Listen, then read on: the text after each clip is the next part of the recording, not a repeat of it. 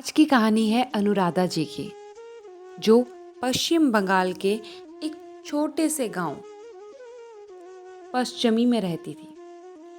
वो बताती हैं कि बचपन से ही उनके घर में श्री कृष्ण को लड्डू गोपाल के रूप में पूजा जाता था। और जब उनकी शादी हुई तब वो जब ससुराल आई तो उन्होंने देखा कि वहाँ पर भी लड्डू गोपाल को बहुत ही प्यार से पूजते हैं, जिसे देख के वो बहुत ज़्यादा प्रसन्न हुई। आज उनकी शादी को 11 साल हो गए हैं, लेकिन जो इंसिडेंट्स उन्होंने हमारे साथ शेयर किया, उसे शेयर करते करते वो बहुत ज़्यादा घबरा गई, जैसे कि वो बात आजकल की ही हो। और फिर कुछ देर इतनी ज़्यादा भावुक हुई कि उनसे कुछ बोला ही नहीं गया। वो बताती हैं कि जब उनकी शादी हुई उसके बाद उनकी सासू माँ और उनके ससुर जी ने उनको बाल गोपाल की किस तरह से उनके घर में सेवा की जाती है सब समझाया। उनके एक देवर थे और ननद की शादी पहले ही हो चुकी थी। बहुत छोटा सा खुशहाल परिवार था। देवर घर में रहते नहीं थे, वो बेंगलुरु में पढ़ाई करते थे। बताती हैं उनके पति कोलकाता में काम करते थे। शादी के बाद वो कोलकाता चली गई, लेकिन उनका वहाँ मन नहीं लगा क्योंकि फील्ड वर्क की वजह से उनके पति को इधर से उधर जाना पड़ता था। घर परिवार को उनकी चिंता लगी रहती थी, इसीलिए वो घर आ गई और सास ससुर के साथ रहकर लड्डू गोपाल की सेवा करने लगी। आगे बताती हैं कि 3 साल बाद शादी के उनको बेटी हुई, जिसका नाम उन सब ने राधु रखा था। राधु बचपन से ही अपने माता पिता, अपने दादा दादी को श्री कृष्ण की लड्डू गोपाल के रूप में पूजा करते हुए देखती, तो उसी तरह से उनका ख्याल रखती, उन्हें अपना भाई समझती। जब भी ग्रीष्म ऋतु होती या फिर कोई और छुट्टियां, तो अनुराधा जी अपनी बेटी के साथ अपने पति के पास चली जाती, क्योंकि कोलकाता से पश्चिमी का ज़्यादा डिफरेंस नहीं था, 2 घंटे में ही पहुंच सकते थे। इस बार भी ग्रीष्म ऋतु में कुछ दिन के लिए उनकी सास ने कहा कि तुम चली जाओ, लेकिन उन्होंने मना कर दिया। कहा कि नहीं, अनुराधा जी ने कहा मैं इस बार नहीं जा पाऊंगी माँ, आप अपना ख्याल और लड्डू गोपाल का ख्याल नहीं रख पाएंगी, क्योंकि उनकी सास बीमार रहा करती थी।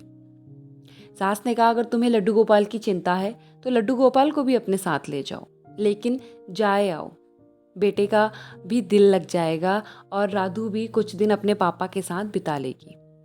सास की बात को मानते हुए उन्होंने मिथिला एक्सप्रेस पकड़ी 1 बजे की, जो हावड़ा स्टेशन पे छोड़ने वाली थी। उन्होंने अपने पति को हावड़ा स्टेशन पे आधे घंटे पहले ही आ जाने को बोला था। अपने छोटे से बैग में थोड़े से कपड़े रखे और साथ में लड्डू गोपाल के भी कपड़े अलग से पैक करके रख लिए। लड्डू गोपाल को एक छोटी सी टोकरी में रखा और सफ़र पे निकल पड़ी अपनी बेटी के साथ। अब जैसे ही वो लोग श्री रामपुर स्टेशन पहुँचे, उनकी आंख लग गई, और जब उनकी आंख लगी तो वहाँ से स्टेशन कुछ आधे घंटे की ही दूरी पर था। जब उनकी आंख खुली तो 10 मिनट बचे थे। उन्होंने अपने पति को कॉल किया और उन्होंने कहा मैं 5 मिनट में हावड़ा स्टेशन पहुँच रहा हूँ। जब वो हावड़ा स्टेशन पहुँचे तो उनको आभास हुआ कि उनकी टोकरी में लड्डू गोपाल हैं ही नहीं। उनकी बेटी ने लड्डू गोपाल को थोड़ी देर के लिए अपने पास रखा था, ताकि उन्हें थोड़ी बहुत हवा खिला सके, और उनके साथ खेला करती थी तो पास रखा था। उन्होंने पूछा कि तुमने लड्डू गोपाल देखे? तो राधु ने कहा नहीं, मैंने नहीं देखे, आपकी गोदी में थे, उसके बाद मैंने नहीं लिए। आसपास के लोगों ने भी उन्हें यही समझाया कि कोई भी आपके लड्डू गोपाल को लेकर नहीं गया। ये सुनकर अनुराधा जी और रोने लगी। हावड़ा स्टेशन आ गया, उतर गए। स्टेशन पे उतरते ही वो अपने पति के गले लग गई और तेज तेज रोने लगी। उन्हें देखकर आसपास के लोग बहुत ही चकित थे कि ये क्या हुआ। अनुराधा जी के पति ने कहा घर चलो, यहाँ पे तमाशा करके फायदा नहीं। लेकिन वो भी मन ही मन बहुत ही दुखी थे, क्योंकि उनके इतने साल पुराने पूजे हुए लड्डू गोपाल आज उनके पास नहीं थे, और ये भी नहीं पता था कि वो कहाँ चले गए, कहाँ अदृश्य हो गए। उन्होंने अपनी बेटी को भी पूछा बार बार, लेकिन उसने कुछ नहीं बताया। उसने कहा मैंने आपके लड्डू गोपाल लिए ही नहीं, जैसे ही मैं ले रही थी आप तो मुझसे ले रही थी, कह रही थी कि मैं छोटी हूँ, क्योंकि वो 5 ही साल की थी।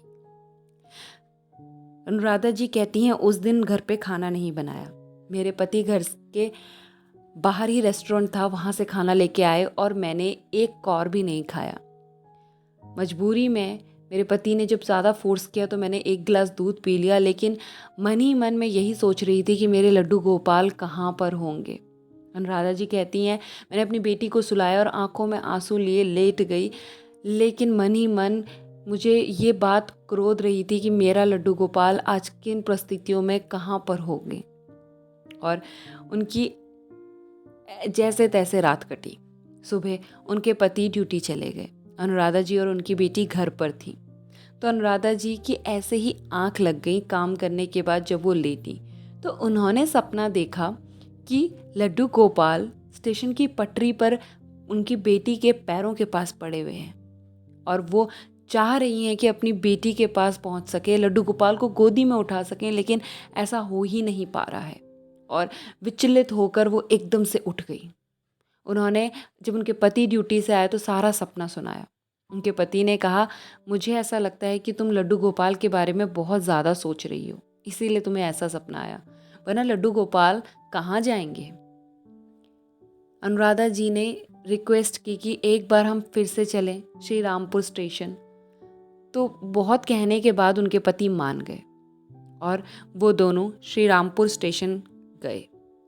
श्री रामपुर स्टेशन के पास पहुंचकर उन्होंने लोगों से पता किया तो लोगों ने बताया कि यहाँ कुछ भी ऐसा नहीं है।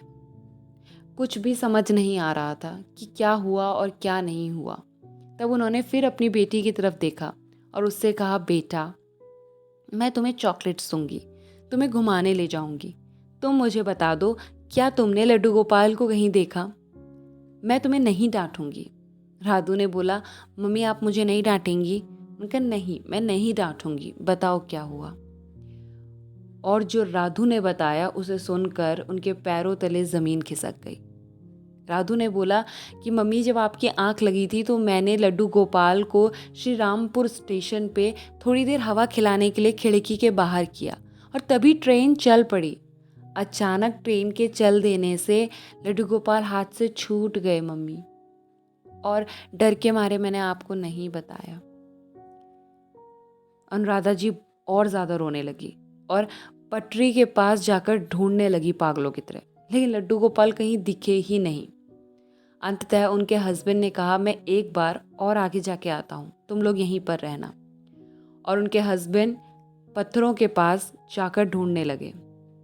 तो अनुराधा जी ने कहा, थोड़ी देर बाद मैंने देखा कि मेरे हस्बैंड लड्डू गोपाल को अपने हाथों पे लेके आ रहे हैं। अचंभे वाली बात ये थी कि लड्डू गोपाल ने खुद ही संकेत दिए कि मैं कहाँ पर हूँ।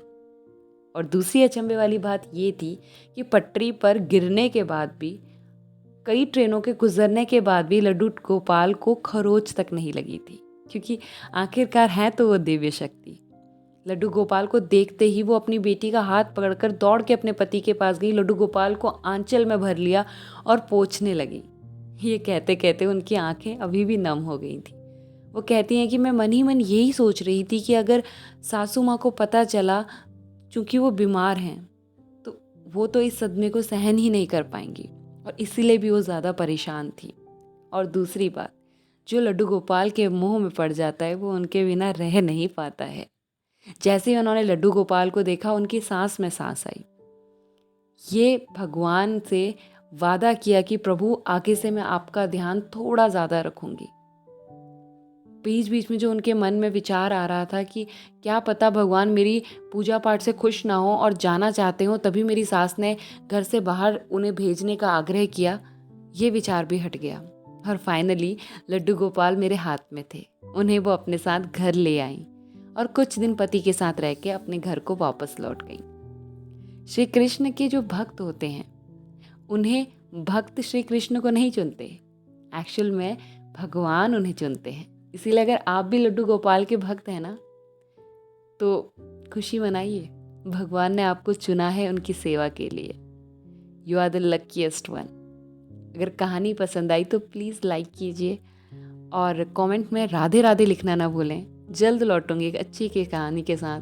तब तक अपना ख्याल रखिए, लड्डू गोपाल का ख्याल रखिए और लगे रहिए सेवा में। बोलो श्री कृष्णा, राधे राधे।